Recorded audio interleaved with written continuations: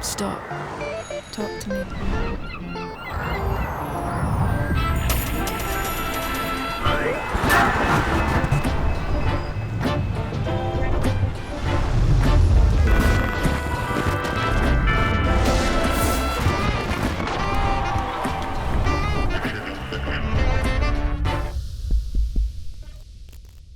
Hello, Grant. Hey, Crystal. Welcome back. Hey, welcome back to you too. Thank you. You beat me to it. But yeah, welcome back to Stop and Talk. This is our third season. It's actually also a special series in our third season where we're focusing on the issue of the sewage crisis and pollution in the Tijuana River Valley. And actually, we just had an amazing set of conversations with people who are working in community on this issue. But I wonder if we should say a quick word about why this issue matters to us. Yeah. I mean, I think for anyone who's grown up in San Diego County, no matter where you've lived, you should know that it's not just a bad smell in South County. It's that there's actual sewage in the water. Yeah. And even though it hasn't all been proven, we know that there's an issue. And these folks are gathered together to organize and speak out about it because everyone deserves clean air. Yeah. And what we're learning is this is a significant public health issue. We're learning that it's a significant economic issue. We're learning it's a significant lifestyle issue. Actually, we hear a lot about that in the interviews, so I don't think we'll go on. But if San Diego can solve this problem, not only will we solve a problem that's been around for far too long, but we will prove to ourselves that we can take on really big, hard things and solve the problems that others think are insoluble. Right. So I'm excited about the work in this area, even though the problem is tough, and that's why we're doing a special series on this. And to build on what you just said, when San Diego solves this problem, yes, we will know we can do hard things and we will continue to do them, right? Exactly. So today's guest, we're super excited to welcome the Transboundary Coalition Pollution for Advocacy and Health. You did that well. I did it. It does right? not come trippingly it off roll the off tongue. Yeah. But this handkerchief shows the artwork, the culture, the connection that folks are making with their love of the ocean, the one of clean water and clean air. Yeah. And so our interviews we did an interview with two folks up front. Why don't you describe who they are? So we have Ramon Chairez with Un Mar de Colores, and he's the Director of Education and Environmental Advocacy.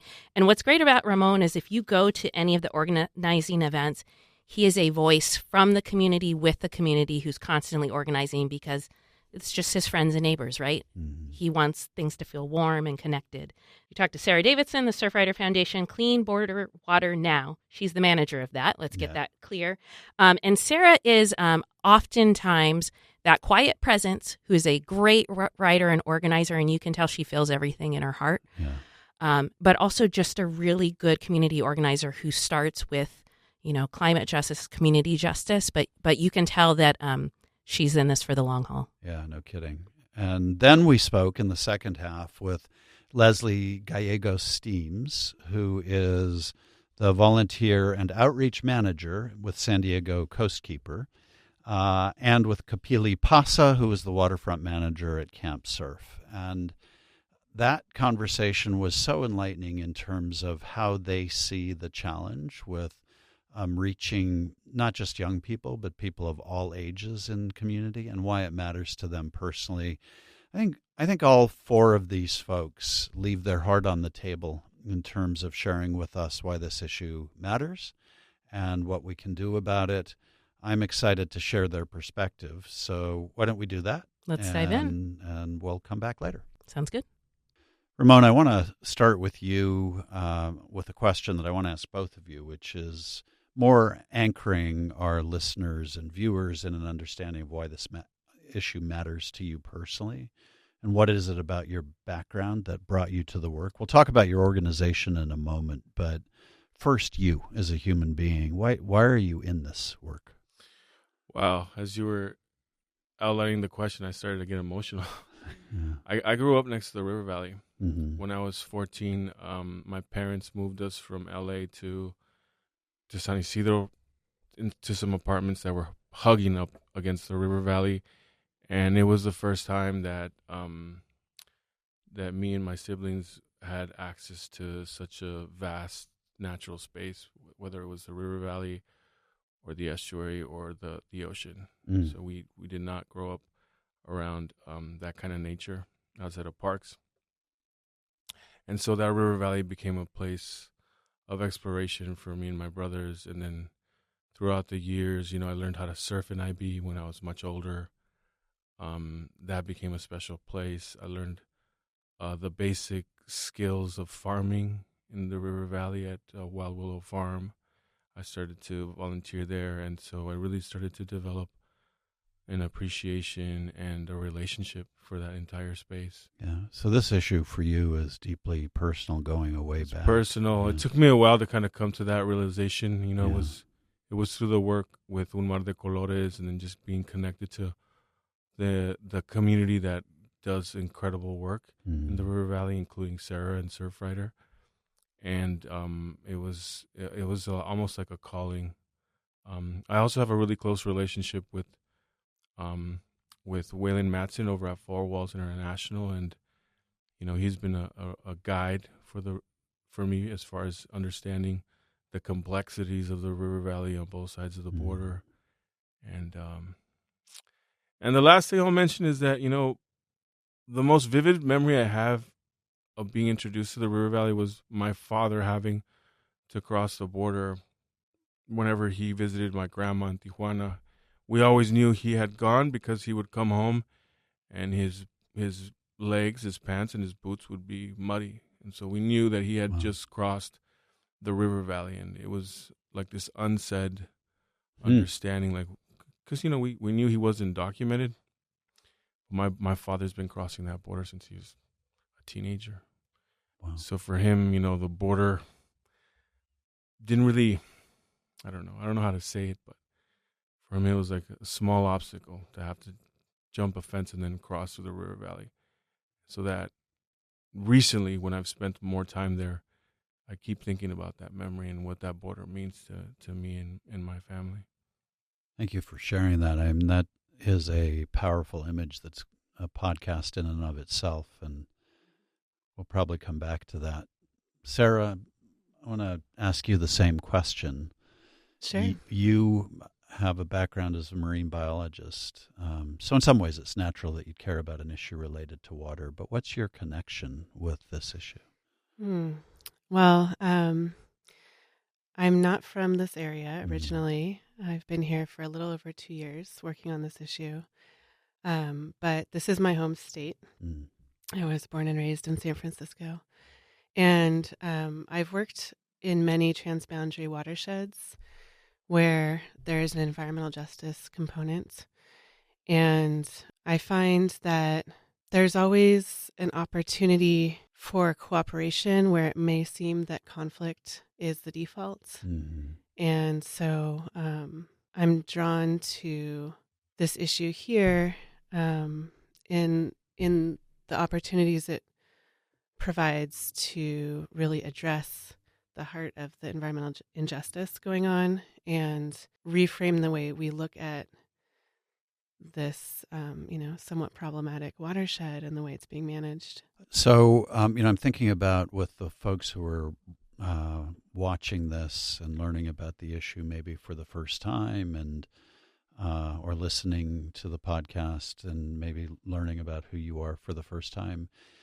We're privileged to know and support your work, but they may not know about what you do. So I'd like you both to say a little bit about your organizations and how they're active in this issue.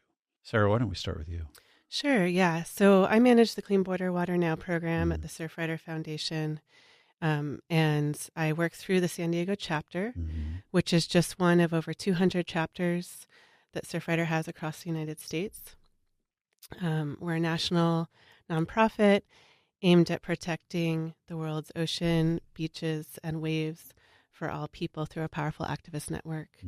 And we're really driven and led by volunteers on the ground who are, quite passionate and want to advocate for the places they care about.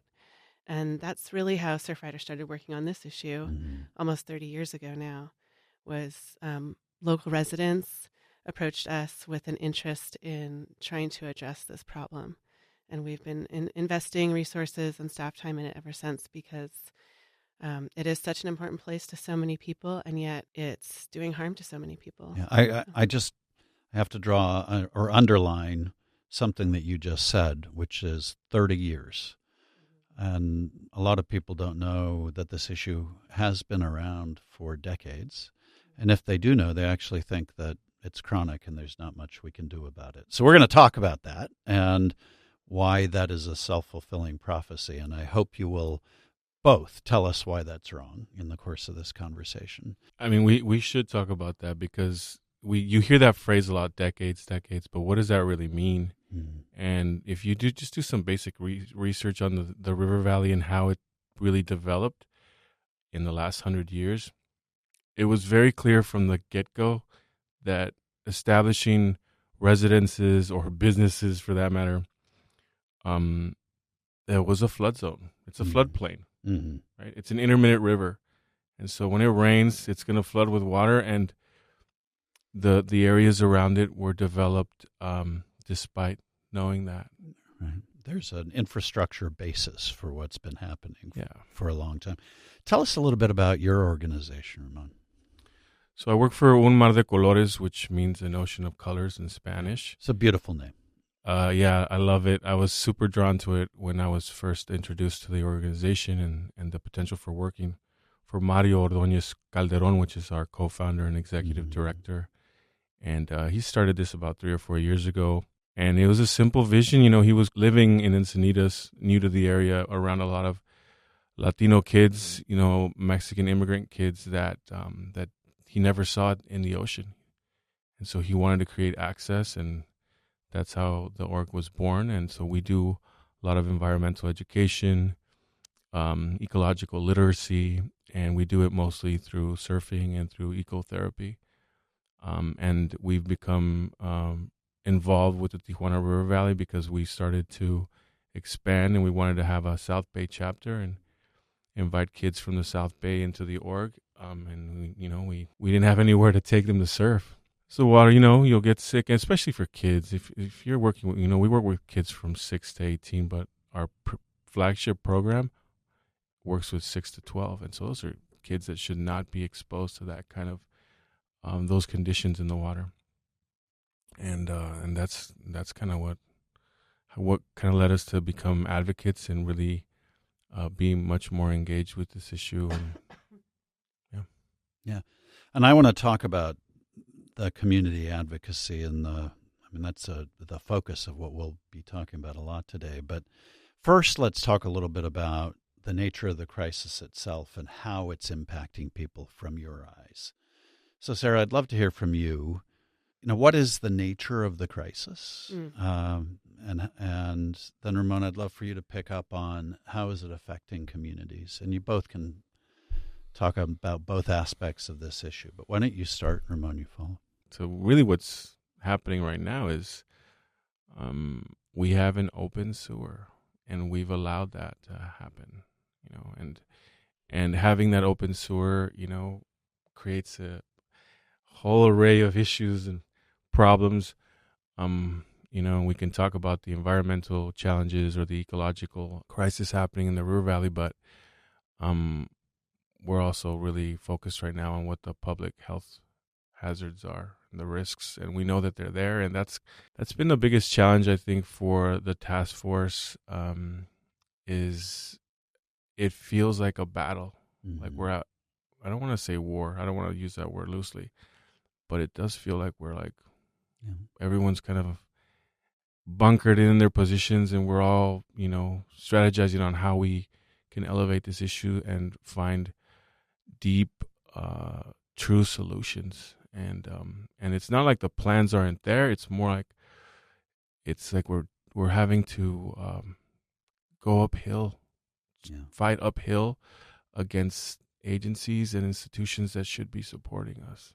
And that's the biggest thing that pops out right now. Is like there's a lot of wonderful work being done on the ground with binational organizations and leaders and different agencies, but at the same time, the challenges are coming from the institutions that have the most resources. Right. The people that can actually fix this issue. So, well, and if we can touch on why that is, it would be good. You know, I have to confess that as you were just saying what you were saying, what was coming to mind for me is this is a pull my hair out moment, and I don't have a lot of hair to pull out, but I am puzzled by why it wouldn't be obvious and clear on the face of it that it's a public health challenge and has been for decades. When I arrived in town 3 years ago, my first encounter with this was people dismissed it as a surfer issue or a beach issue or a lifestyle issue. And anybody who knows anything about man-made sewer systems, open sewers, to your point, Ramon, and public health knows that the single greatest advance in human history with respect to public health was actually safe, contained public sewer systems. So we're violating the fundamental rule, and it's kind of obvious that it would be as basic as that, right? Yeah, it's plumbing, right? It's sewage. It is. I mean, why are we talking about it? Why are we allowing the communities that live alongside the river valley to endure that? Why is it up to the community to prove to everyone above us that there's an issue here? That's what it feels like. They're putting the burden on us to prove to us that your community is getting sick. Yeah. So Sarah, we've leapt way down the road. Yes. Can you got me all excited, Greg. Can you bring us back to the problem, and so that we can put some parameters around what it is that we're talking about? Sure. Yeah. Well, in a nutshell, I'd say it's one of the worst ongoing environmental justice and public health emergencies in our country right now. It's getting worse every day. Yeah. There's tens of millions of gallons of untreated sewage, industrial waste, and trash flowing through the Tijuana River every single day. That is impacting not only water quality, but air quality. There's new research now that is giving us more insight into exactly what some of those air quality impacts and resulting health impacts are. Mm-hmm. It used to be that we thought that some of the worst public health impacts were happening right at the coast, where the sea spray was entering the air and causing health impacts, not only from people entering the water themselves and exposure that way, but just from breathing in the water on the beach. Now what we're coming to understand is that communities far inland, communities like Nestor and San Isidro and others, are near hot spots where hydrogen sulfide gas is resulting from rapidly moving water and the turbidity in the water. These bubbles pop, releasing gases into the air in a process called aerosolization. And researchers have found hydrogen sulfide gas at unsafe levels for quite a long time now. And we expect some of that research to be published very soon.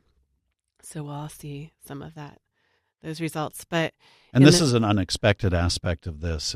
In previous conversations, not unexpected for people. I see the two of you looking at each other.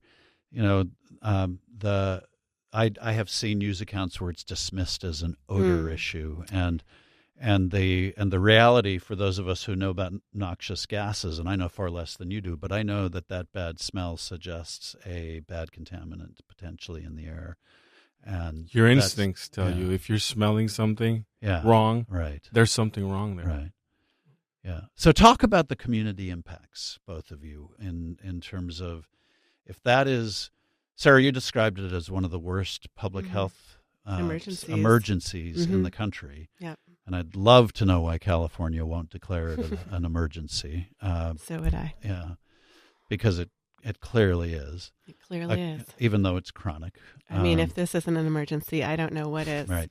So let's describe for people the nature of the emergency that's happening on the ground. How are communities being affected? What are people who aren't living this issue day in and day out not seeing, not hearing? Tell us a little bit more about that. I'll jump in. I know you. I hope you both will, but on this I will. I'll start. You mentioned the odors. Yeah. And that is certainly one of the most noticeable impacts of the hydrogen sulfide is that people wake up at night because the odor is so strong. People aren't able to open their windows in summer months when the heat is unrelenting. The odors are giving people headaches, all kinds of other health impacts, gastrointestinal issues. Children are experiencing higher levels of asthma.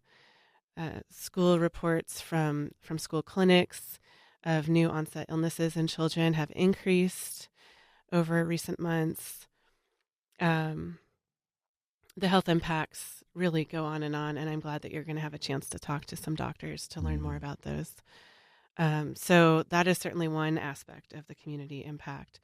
But I think also one that goes untalked about often is the mental health aspect of living in this crisis day after day, calling for intervention from those with the power to do so and being ignored, being told that it's not an issue. I think just having to endure these often nauseating odors day in and day out and not being able to escape them definitely has a mental health impact that we should be talking more about.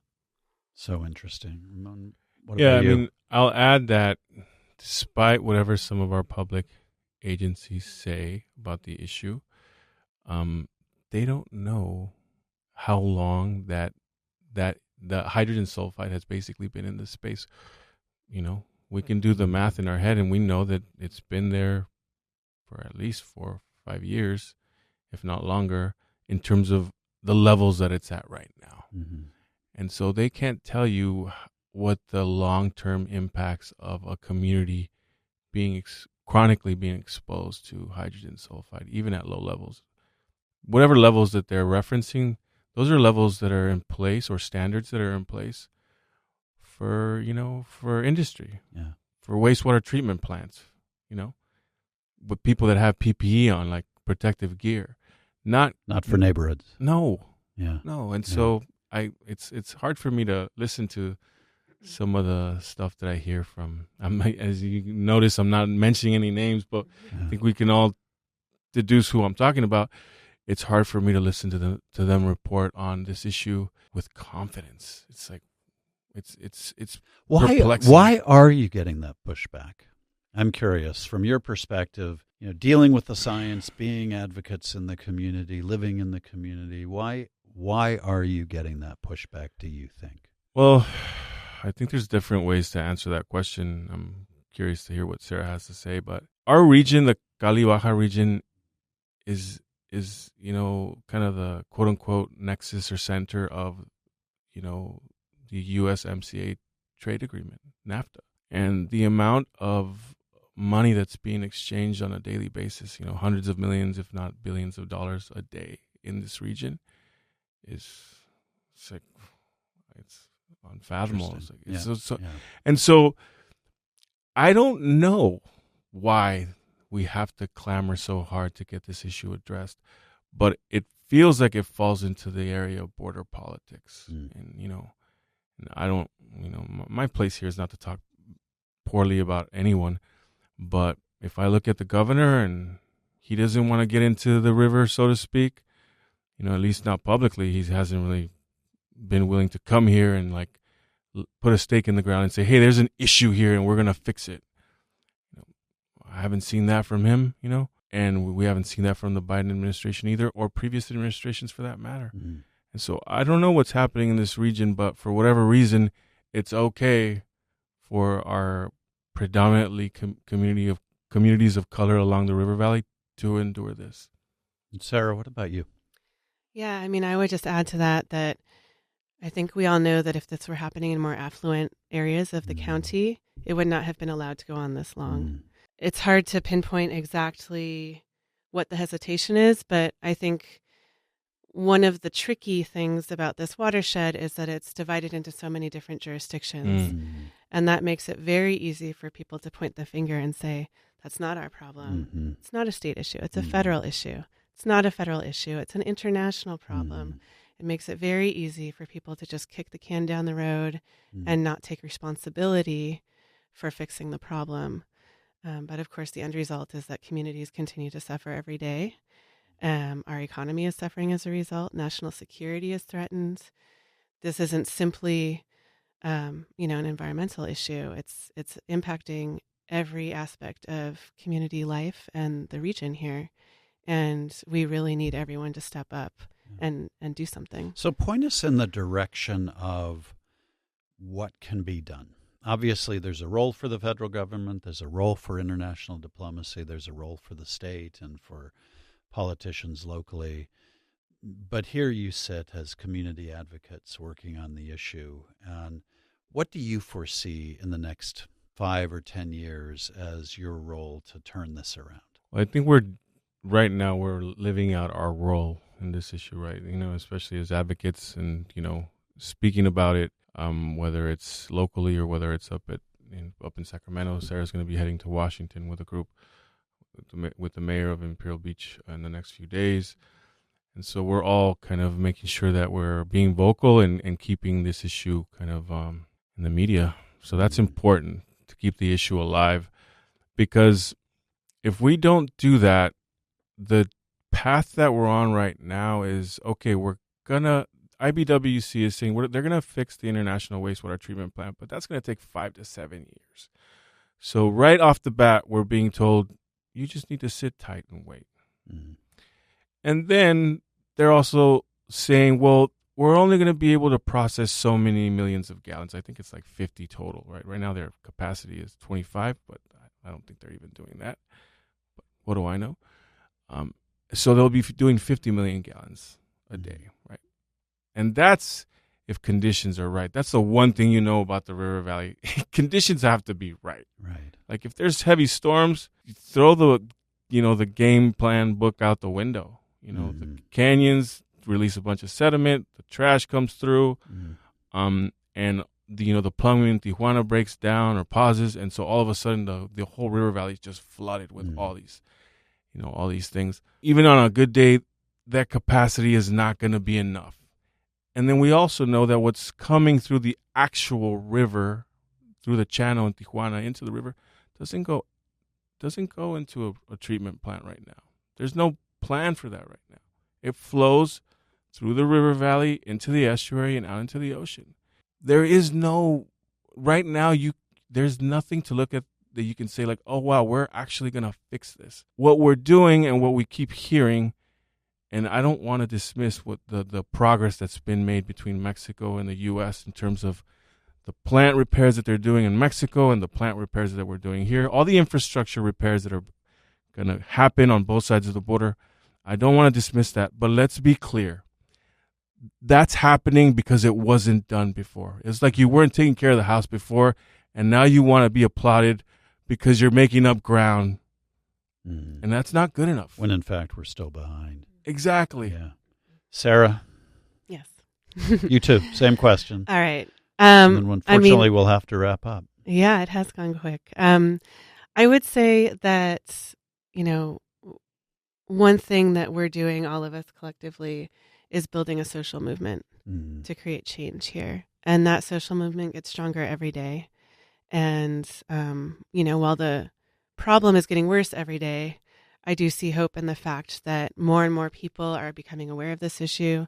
More and more people are joining this effort. And it will take all of us in every sector, bringing our own skills to this fight until we can finally solve this problem and then maintain those solutions, which has been the problem in the past that Ramon's talking about. Infrastructure has been built but not maintained. Environmental injustice here looks like neglect and lack of investment in these communities and the infrastructure to protect them. So we have to build up the political will to do that. We have to get our governments to invest money, not only in building, not only in providing, I would say, immediate relief for impacted communities that are facing daily health issues, but also building the infrastructure to solve the problem, and then really creating ongoing funding sources to maintain that infrastructure so that we don't find ourselves here in another 10 years. Yeah. Well, I want to thank you both for spending time talking about this, and I love how you're thinking about the future. Couldn't agree more from our perspective about the importance of keeping the issue on the table. In fact, Ramon, I want to tie it back to the story you told about, was it your father? Or My father. Your father going back and coming back with wet pants, and that felt like it had to be done in secret, and so much around border stuff gets shrouded that way. And really what you're both talking about as community advocates is daylighting a problem that's been hidden for a long time. And it's kind of a beautiful metaphor to leave us with. And I just want to thank you for the work you're doing and for the opportunity to work alongside you on it. Thank you for that, Grant. One of the things that I've said and shared with colleagues is we're waiting for someone to really embrace this at a higher level, to say, hey, let's accept what this is. Yeah. And let's just go for it. Let's fix it. And no more, oh, well, we tried. Right. Or you have to wait. Right. Or it's someone else's problem. Right. Yeah. Yeah, exactly. Thank you, Grant. Yeah. Appreciate you. Thank you very much. Thank you both. Support. Yeah. Wow, Crystal, there is just so much there. Yeah. And I think they mapped out the big picture for us. So should we go to the why next don't segment? we do the next segment and then maybe reflect on our takeaways at the end? That sounds right. All right, let's do that. Yeah. Leslie and Kapili, welcome. Thank you for being here. It's really a pleasure to have you. Thank you for having us. Yeah, thank you. And I should say thank you for the work that you're doing on this issue. We're going to be spending some time talking about that. But before we get into the organizational perspective and everything you're doing and how you see the issue, I want our listeners and people who may be watching this to have some sense about why it matters to you and how you came to care about it. So would you each just briefly say a word about that? Yeah, I guess I can start. Yeah. So I grew up in Imperial Beach, and my parents were originally from Tijuana, Mexico, and they thought that moving to San Diego would be the move for a better way of life and a better environment for me to grow up in. So we moved to Imperial Beach, and the first 10 years of my life, I lived right next to the estuary, which was a privilege, but also it was 7 of us cramped into a 2-bedroom apartment close to the beach because we wanted to be close to the beach for the access, but it wasn't convenient to be living in such a small space. Just growing up, going to the estuary or the beach and creating memories with my family and mostly my grandparents. It was my grandpa, rest in peace. He showed me to care about nature and taught me about different plants and all these animals. And it sparked some concern to me when I would see dead animals washed up on shore. And also the caution or do not enter, or like there's a risk of bacteria in the water. And just being like, is this normal? Like, does this happen at other places? And as a kid, it just struck me because I cared about all these animals and like the natural area that I lived in to pursue a career, because it just, how is a place so beautiful and biodiverse polluted and not cared about? Or why isn't there clean water or solutions being addressed? So it was both personal and you had these deep questions about the... Kapili, what about for you? Similar to my colleague here, I grew up in Imperial Beach. I was born and raised there, and my family originally is from Hawaii, and so part of our culture is the water. So I found that community in Imperial Beach, participating, in junior guards, growing up, surfing in IB, being in the ocean with my family, with my friends. So it has always been a very integral part of who I am as an individual. And I got the privilege of getting to pursue that in my career. So I've started off as an ocean lifeguard, in 2015, and just continued in that career from here. And segueing that into my professional life, I get to lead our ocean lifeguard team at Camp Surf.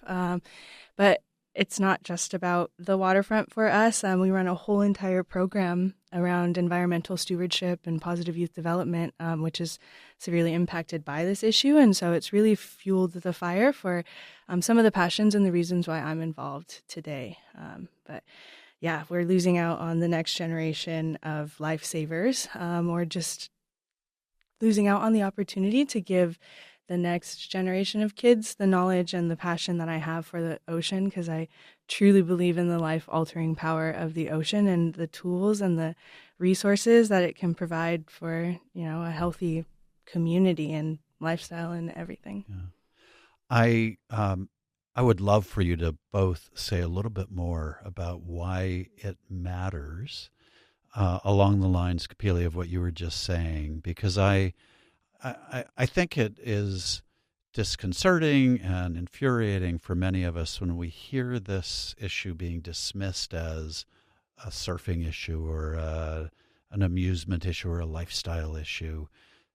It's not at all how you just described it. And what do you want people to know about the breadth of this issue that makes it so much more important than they may realize? When I think about the next generation of leaders, or just about the children in my community or the youth that come through our program at YMCA Camp Surf, I think about the disservice and the long-term effects that this is having on them. Part of the reason why I chose the trajectory of my career is because I was introduced early to what the ocean is and how to navigate it safely, and how to not only find comfort, but the competence and the confidence to then share that with my community. And so I was blessed to be part of a program in 2017 with Camp Surf called Rip Runs, where the trained lifeguards get to teach kids how to go into a rip current and how to navigate that safely. And we rely on them to then take that home to their families. And so when their families are out on a beach without Camp Surf lifeguards, they have that ability to keep their entire family safe, or have the ability to know what to do if the situation occurs where there is unsafe situations. And I know that as a first responder, that is something that is a passion for the rest of my life. I'm going to be learning, and I'm going to be teaching people safety around that. And I don't get the opportunity to do that. I don't have 6-year-olds or teenagers who I get to train and build their passion and fuel that for them. So then they can become the next first responders or things like that. That's great. Leslie, what about for you? Yeah, I think when I think about the effects that this issue has had in my community, and not just in Perro Beach, but San Ysidro and the inland communities, I think about the health impacts, because I developed asthma, and I feel like part of the reason why I developed asthma was my exposure, not just to the smog and the smoke of living near the border, but also the untreated sewage odors that have been ongoing for decades. And like, residents have complained about that for so long. And why is it that barely now they're getting that attention? When I used to work in San Ysidro with air quality, residents would always complain about headaches and nausea and not being able to concentrate or sleep at night. And I've been having to live with that for as long as I can remember. So it's not just access, it's also health impacts and a degrading quality of life that is at risk if the water is not fixed. Yeah. I just want to underscore this because I think it's such an important note that you're both sounding. It's about an issue, but it's also about a cultural dynamic and a symbolic one in a culture, and it's about empowerment of young people and empowerment of families, and it's about public health and about quality of life and state of mind. Those are just some of the things you just described. And so when we're thinking about what do people forget when they hear about this issue, there's a lot that people forget. Kapili, I know with the Transboundary Coalition for Advocacy and Healing, there's a range of ages and folks working on this issue. What do you see happening with people working across their differences on this issue? And And how do you see that playing out? I see we as a facility, YMCA Camp Surf, get to welcome a lot of organizations who are doing a lot of different work. And we've welcomed in people who are doing, photo exhibits, all the way to art shows, all the way to just coalition meetings, roundtables and things like that. And so what I am seeing is a bunch of different avenues for advocacy that is really inspiring. I'm seeing, young people recruit other young people to come to these meetings to get involved. I'm seeing the access to policies and procedures and change makers and decision makers. I see that bridge being a little bit shortened, and I see the next generation kind of being inspired to continue in those advocacy efforts because change is possible, because we are as a coalition, as a community, we are gathering together and there is movement, and we just need it to continue. Yeah, thank you for that. Leslie, same question for you. Yeah.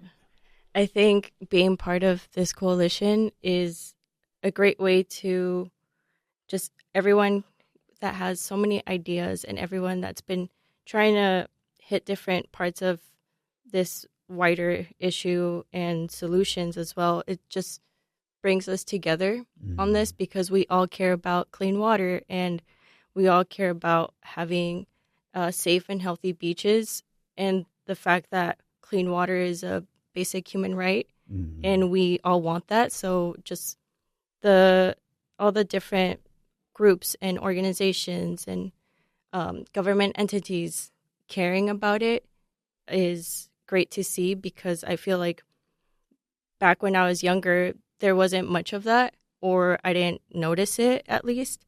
But it feels great knowing that now we have this and there's a group of committed people trying to actually do something. Yeah. So I'm curious to hear from both of you about, okay, here's the setup. And I'm going to, I hesitate to repeat this because it's almost like bringing into the room the negative energy, but I think we need to acknowledge it. So often when people talk about what's going on in the Tijuana River Valley, they say, well, that's been going on for decades. They say it's an international issue. It's bigger than us. It's a national issue. As other people have said, there are lots of places to point fingers at, and which makes it seem like it's too complicated to address.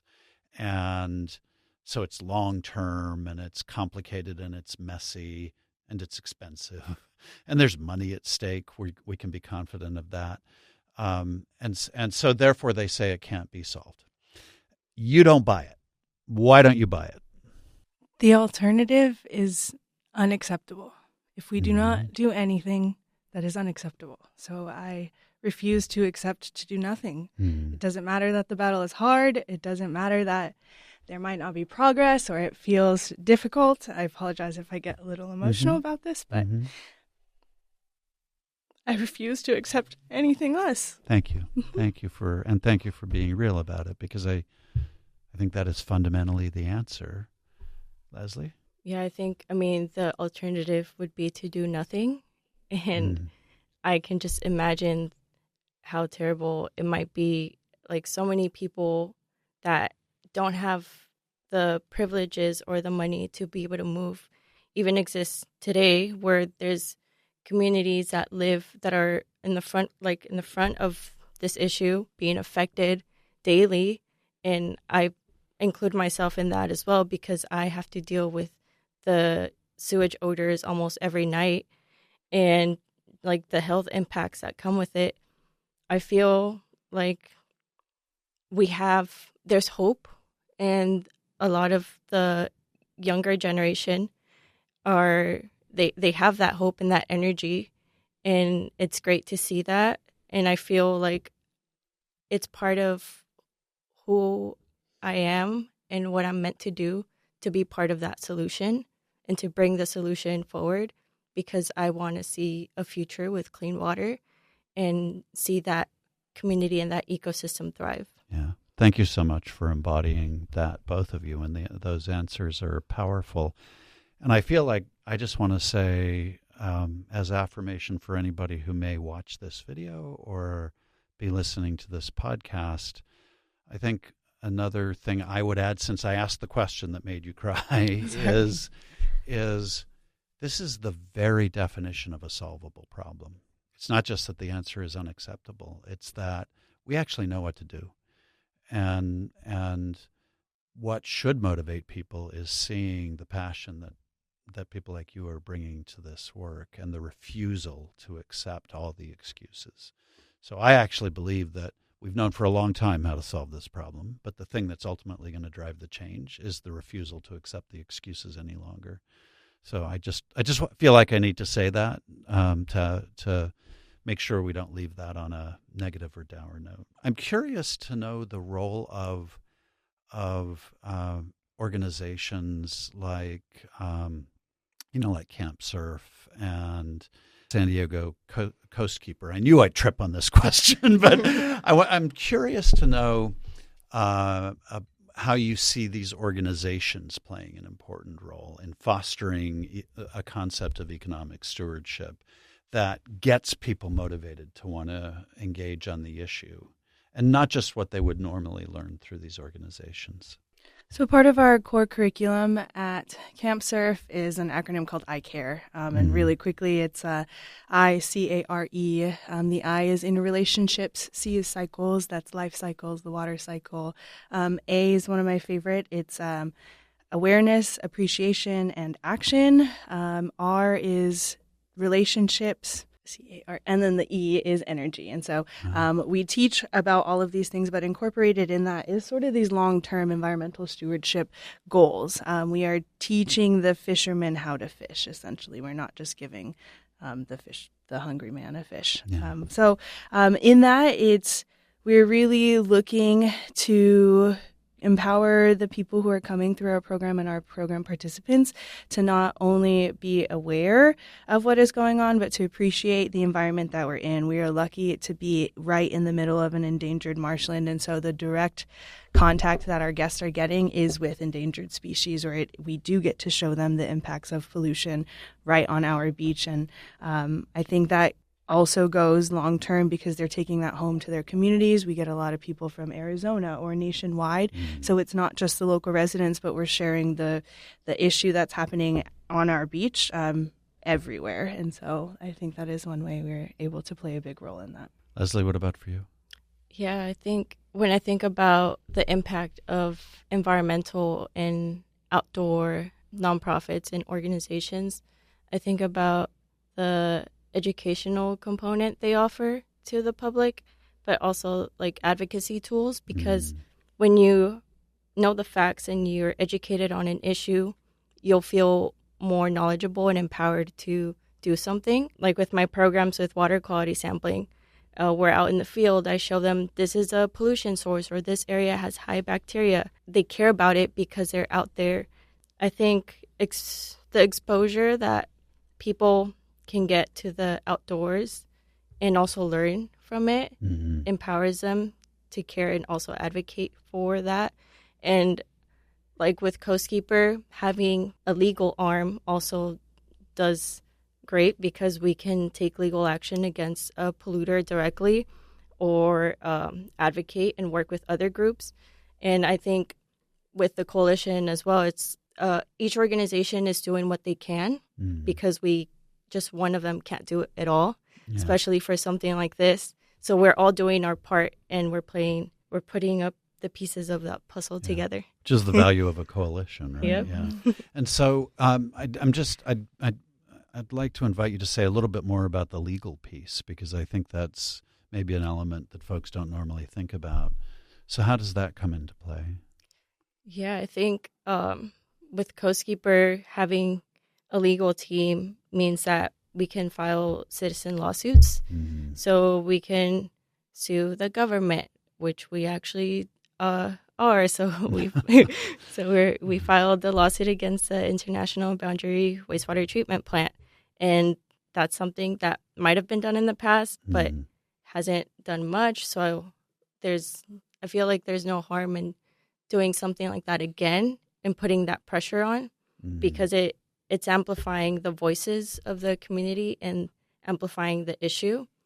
But it also means that we can use the power of the law to bring solutions from a different angle besides like other solutions such as cleanups and trash booms and other things that I can't think of right now. I know, in the moment, please. Right, yeah. So I'm curious. I want to give you both an opportunity to close with some thoughts that may be on your minds. But so let's start with, what is it that you would like the affected communities who are living through this sewage crisis that's been so long standing?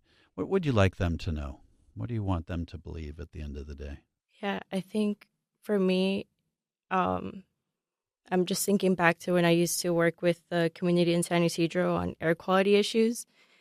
A lot of them were either ignored or dismissed when they would bring up the sewage odors because it didn't qualify as an air quality concern.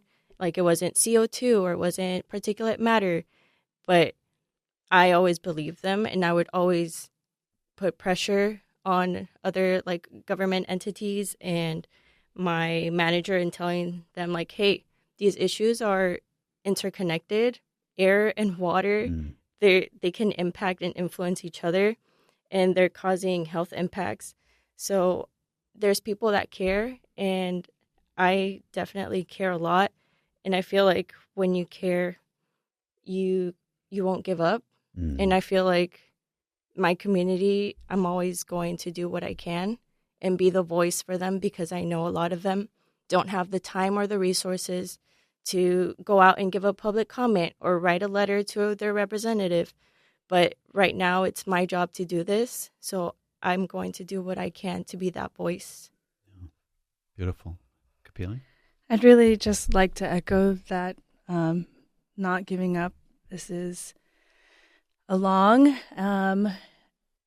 and strenuous and tumultuous journey that we've been on, but I think that together we are going to go further. We see it just in the last couple of months alone. The movements that we have seen are historical, and so I want to encourage our listeners to just get involved, whatever that looks like. If you can educate yourself, if you can attend public meetings, if you can attend events, if you can advocate in any way, please do so and help us fight the good fight.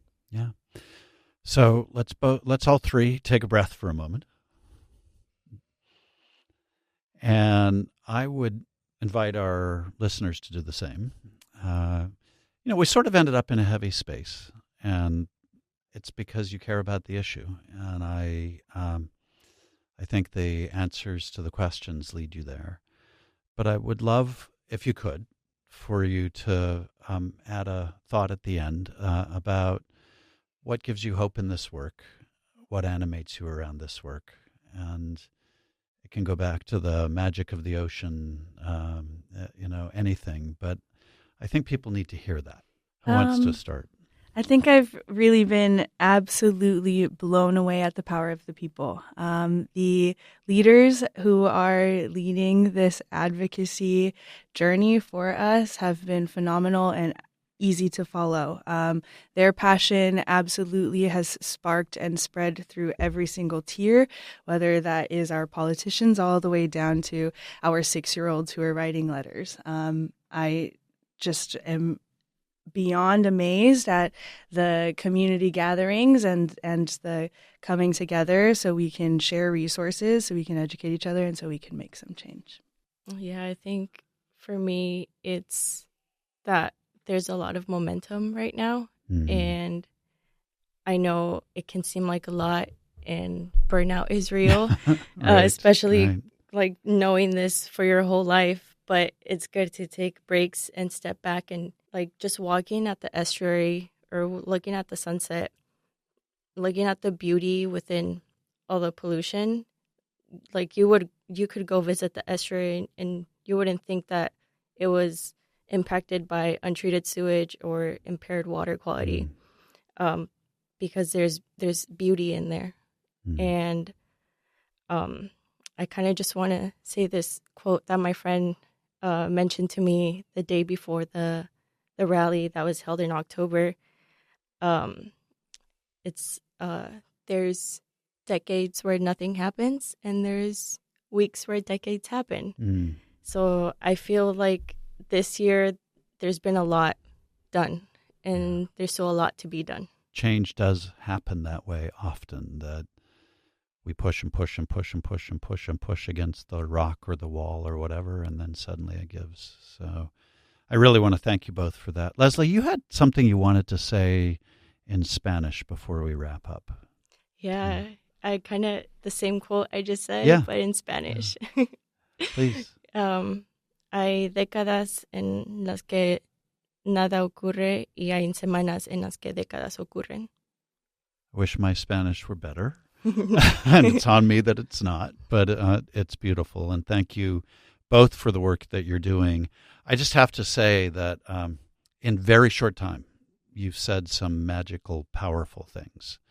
And I think as people contemplate the work that's happening, there's a lot in this interview that they will carry with them. And so thank you for the work that you're doing, for being the souls that you are in this work. This is precisely what we need. So appreciate you being here, and I've really enjoyed this conversation. Yeah. Thank you for having us. Thank you. Yeah, thank you. I appreciate. So, Crystal, like we said after the first segment, there's just so much to think about here. And I just want to say thank you to our guests for being real and sharing their, not just their thinking, but their emotions about how they're experiencing this issue. It was very powerful. And I think for anybody who has any questions about why this issue matters, I hope they listen to or watch this episode. Yeah. Or play it again and again. Yeah. Because I think I've heard all of these folks speak over the last several months, but there was something about, like you said earlier, their heart was on the table. Yeah. The emotion, the connection to why this matters to them. It's not just about a nice beach. It's about a good quality of life for someone's family, right?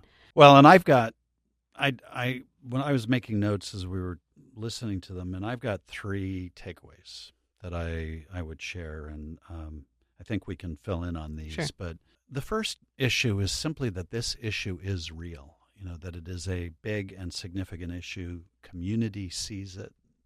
They feel it. They know it. They're not going to be gaslit about it any longer. They know what they're experiencing, what they're smelling, and what they're seeing. And its impacts are huge for them. And it's emotional. It's personal. It feels like it feels like being neglected. Did that strike you as well? It did. I think when Leslie was talking about, or maybe it was Kapili, said she's not going to accept this anymore. Yeah. I think that was the thing that felt different. I think about all these newscasters and stuff who talk about 30-somethings and 20-somethings being lazy and not caring. And everything we heard was the exact opposite of that. Yeah. Let no one say millennials or Gen Z doesn't care. Yeah, right. Exactly. And I felt like if we all just say in English, it's enough's enough. But in Spanish, when you organize with janitors, it's ya basta. Enough's enough. Stop it. Right. Yeah. Love that. I think you're right. If we're all not willing to accept this and we all keep talking about it and demanding more, they're going to have to, the people in power are going to have to meet us where we are. Well, that for me was the second takeaway, which is that this is, so it's real and it's big. But the second takeaway is it's solvable. No matter what anybody is telling us, this is a solvable problem. And yeah, it's complicated and there are lots of people involved. But when you listen to the folks that we just had on, they're talking about the power of their communities to keep the issue front and center. You're hearing them say, we're just not going to let go. You're hearing them say, this is not acceptable. You're also hearing references to research, which is showing that what they're sensing is real. And I loved, actually, Ramon's expression of being in the river. They're in the river. They've got the flow around this. And so I think we should view this more and hopefully persuade others in San Diego to view this as, yes, it's complicated, but it is solvable, and we're going to head in the right direction if we decide to. Yeah, and I think they've already decided that we're going to go forward. So I think it's get on the bus on this one. And there's a part of me that just feels a solidarity with these folks, that it's just like, this is not only not acceptable, but why does it happen to this community but not others, right? Yes. Well, and that actually, for me, we didn't compare notes, but that was the third takeaway, which is that this is fundamentally about who in our community we believe matters. And what comes out in these interviews is that we can't, and it is not acceptable any longer in San Diego to allow a problem of this scope to happen to people because they live in a community we don't, or because they have less money than other parts of the community, or because they're unseen in ways that the rest of the community isn't. Well, and I also hold on to what some of the folks said about they just want a good quality of life, right? Yeah. If this was all cleaned up, can you imagine how happy people would be? People could get out there and do recreation safely. Yeah. We heard about the YMCA surf camp, and every kid deserves to go to a surf camp and learn. I mean, that's the San Diego way, right? So we're missing out on opportunities. That's what I heard from the second set of interviews. So we need to fix it now. Yeah. We are a border town, and we are an ocean town, and the entire fate of our community is tied to what's happening in the Tijuana River Valley, whether we want to acknowledge it or not. And I think we will want to acknowledge it more now. Yeah. So we'll continue in the next episode. Yep. And we'll be talking in this series with pediatricians, with others who are working on this issue. We're going to be talking to Dr. Mona Hanna, who has experienced exactly what we're experiencing in Flint and knows the playbook, and will talk to us about that. And I think for anybody who is curious about how San Diego can do big things, we're going to map that out in this set of interviews. So come back and stop and talk with us. All right. We're looking forward to it. Stop. Talk to me.